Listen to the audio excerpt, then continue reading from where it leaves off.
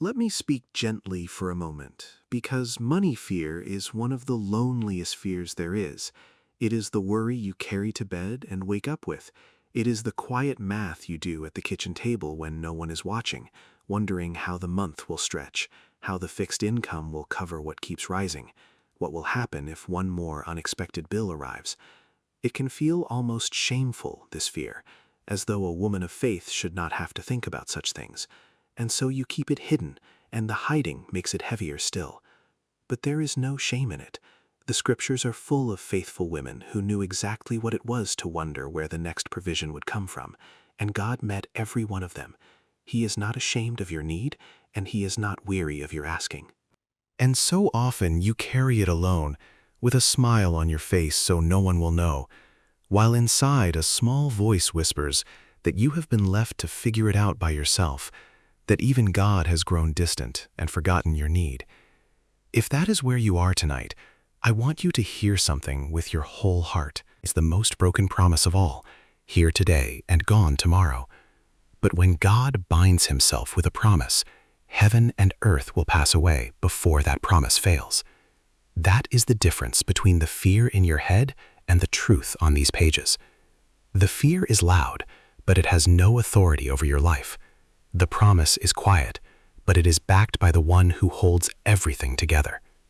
So tonight, instead of counting your worries, I want to count His promises with you. 7 of them, straight from the scriptures, that belong to you as a daughter of the King. And stay with me to the 7th, because it changes the way you will see your whole situation. The first promise is the simplest and the strongest, and I want you to write it on your heart. My God shall supply all your need. That is exactly what the Apostle Paul told a group of believers who had given till it hurt and wondered how they themselves would manage. My God, he said, shall supply all your need, according to His riches in glory. Hear every word of that, sister. He did not say, I hope God helps you. He said God shall supply, a promise, not a possibility. And notice He did not say your every want, your every luxury, your every wish. He said your need. There is a world of peace waiting for the woman who learns the difference between her needs and her wants, because God has bound Himself by promise to the first. And look at the measure He uses, not according to what is in your account, but according to His riches in glory, an endless, unfailing supply that no recession can shrink and no bill can drain. Your provision was never meant to come out of your own small barrel. It was meant to come out of His infinite storehouse. So much of our money fear comes from staring only at our own resources, our own account, our own ability, and concluding that it simply is not enough, and on its own it may not be. But you were never asked to be your own provider. You were asked to trust the one who promised to be. When you lift your eyes off your barrel and onto His storehouse, the fear begins to lose its grip, because the question is no longer how much do I have, but how much does my Father have, and has He promised it to me? So when the numbers do not add up tonight, remember they were never supposed to add up on their own. The God who promised to supply your need has resources you cannot see and cannot count, and He has pledged them to you. The second promise is one Jesus Himself gave, and He gave it precisely to people who were anxious about money and food and clothing. He pointed them to the birds. Consider the ravens, He said. They do not sow or reap, they have no storehouse or barn, and yet God feeds them. And then He asked the question that should melt every worry. How much more valuable are you than the birds? Then He pointed to the wildflowers in the field. They do not labor or spin, He said, and yet not even a king in all his glory was dressed as beautifully as one of these. And if God so clothes the grass of the field, which is here today and gone tomorrow, will He not much more clothe you, O you of little faith? Do you hear the tenderness and the gentle rebuke woven together? Your heavenly Father feeds the sparrow that no one notices and clothes the flower that blooms where no one is looking. He has never once forgotten a single one of them. And you, dear woman, are worth so much more to Him than all the birds of the sky and all the flowers of the field. If He has not forgotten them, He has most certainly not forgotten you. The same hands that set the table for the sparrow each morning are the hands that are turned toward you. The world may pass you by without a second glance, But the God who notices when a single bird falls has his eyes fixed on you and on every need you carry. You are not beneath his notice. You never have been. If this is beginning to lift the weight off your heart, type the word provide in the comments, and let us keep going. The third promise comes with a key attached to it, and the key is the order in which you live. Seek first the kingdom of God and his righteousness, Jesus promised, and all these things shall be added unto you. All these things. He was speaking directly about food and drink and clothing, about the very provision his listeners were anxious over. And he gave them a sacred order. Do not let the chasing of money sit on the throne of your life, he was saying. Put God first, seek him first, trust him first, and watch how the provision follows. This is not a promise that rewards anxiety. It is a promise that rewards trust. So many women exhaust themselves trying to carry the full weight of their provision on their own shoulders, as if it all depended on them alone, and the worry becomes a kind of god they serve day and night. That is the quiet trap hidden inside money fear. It does not announce itself as idolatry, but when the thought of provision rules your every waking hour, when it steals your sleep and crowds out your prayers, it has quietly taken the place that belongs to God alone. And Jesus offers you a way out, not through more frantic effort, but through a simple reordering of the heart. But the woman who seeks God first lays that crushing burden down. She does her work faithfully, yes, but she no longer worships the outcome, because she has placed her provision into the hands of the one who promised that as she seeks him, the rest will be added. Reorder your heart, and you will find that the very thing you were anxiously chasing begins in God's timing to follow you instead. The fourth promise is that God can take the little you have and make it more than enough. Let me tell you about a widow in the scriptures who was at the very end of her rope. Her husband had died and left her in debt, and the creditors were coming to take her 2 sons as payment. She was a woman utterly forgotten by the world, alone, grieving, and afraid, with nothing left. When the prophet of God asked what she had in her house, she said nothing at all except a small jar of oil, just a little oil. But God does some of his greatest work with the little we think is nothing. He told her, through the prophet, to gather every empty vessel she could borrow from her neighbors, and then to begin pouring out her 1 small jar of oil. And as she poured, the oil did not run out. It kept flowing and flowing, filling vessel after vessel after vessel, until every single container in the house was full. Then she was told, "Sell the oil, pay your debt, and you and your sons will live on the rest." Do you see it? God did not rain money from the sky. He took the little she already had in her hands, and he multiplied it until it covered the debt and provided for her future. So do not despise the little you have tonight. The widow looked at her 1 jar of oil and saw nothing. God looked at it and saw the beginning of her deliverance. You may look at what is in your hands tonight: a small pension, a modest gift, an ability you have never thought much of, and feel that it is far too little to matter. But God has never needed much to work with. He needs only what you are willing to place in his hands. Offer him your little and watch what he can do with it. In the hands of God, your small jar of oil, your modest skill, your few resources can be multiplied into more than enough. If this is encouraging you, take a moment to subscribe and walk with thousands of women learning to trust God with their needs. The fifth promise is woven into one of the names of God himself.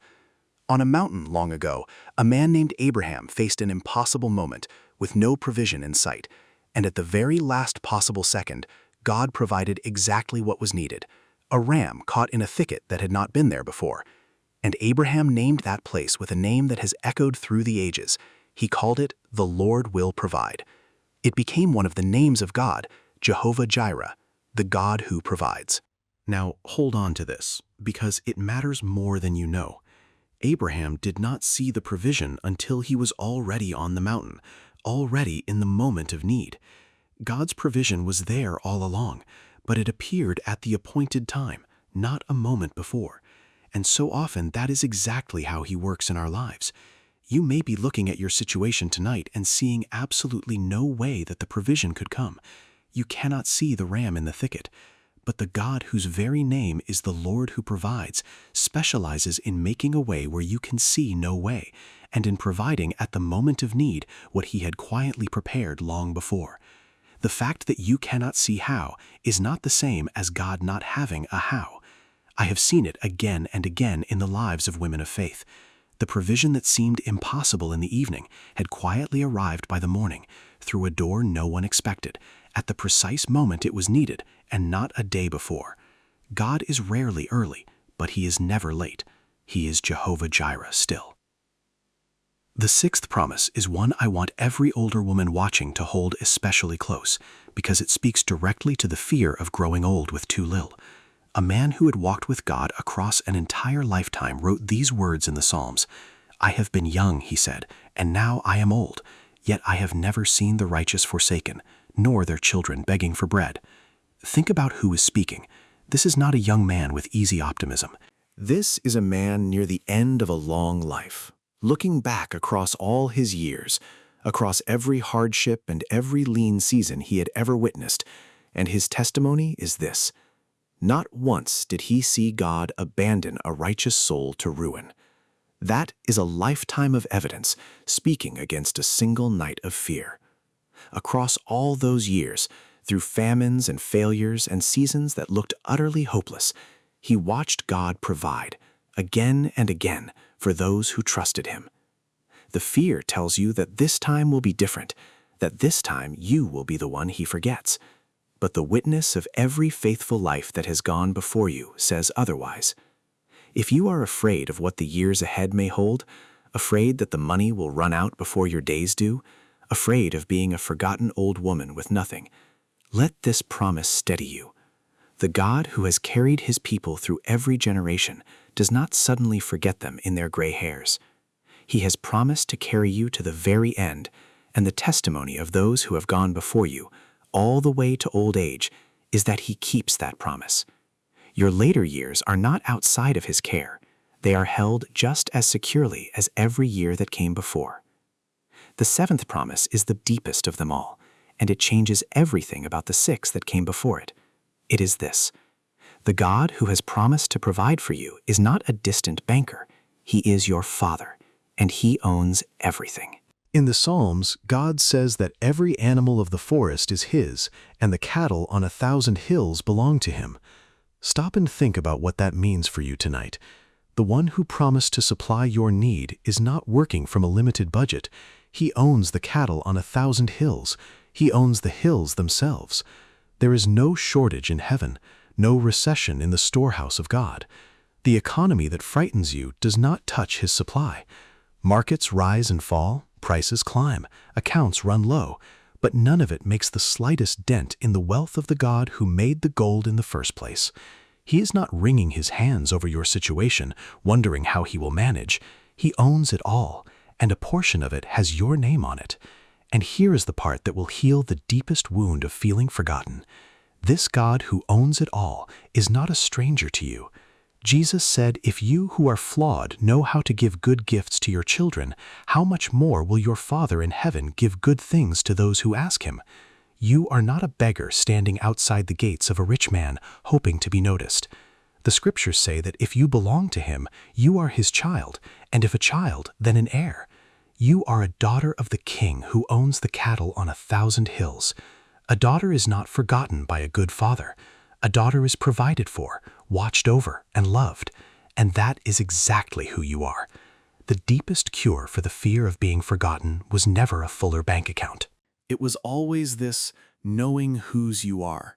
When you truly grasp that the God who owns the cattle on 1,000 hills calls you his own daughter, the panic loosens its hold, not because every problem has vanished, but because you finally know you are not facing any of it alone.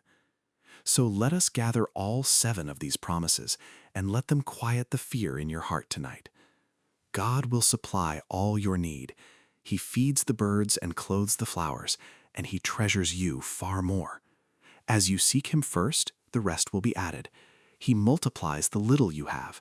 He provides at the moment of need, even what you cannot yet see. He carries the righteous faithfully, all the way to old age. and the one who owns everything is your father, and you are his daughter. Not one of those is my opinion, sister. Every one is a promise from the God who cannot lie. The money fear may feel real and loud tonight, but it does not get the final word over your life. The final word belongs to your Father, and He has already promised to take care of you. This does not mean you stop being wise or stop working diligently with what is in your hands. It means you do those things from a place of peace instead of panic, resting on the promises instead of drowning in the worry. Faith and diligence were always meant to walk together, the steady hand doing what it can and the trusting heart leaving the rest with God. You do your part, and you let your Father do His. So this week, when the fear comes whispering that you have been forgotten and left to fend for yourself, I want you to answer it out loud with one of these promises. Tell me in the comments which of these 7 your heart needs to stand on the most right now, because speaking a promise out loud is how it begins to take root and push out the fear. And remember, you are not alone, you are not abandoned, and you are not forgotten. You are a daughter of the King, and your Father has promised to provide. Until next time, walk as the daughter of the King that you already are.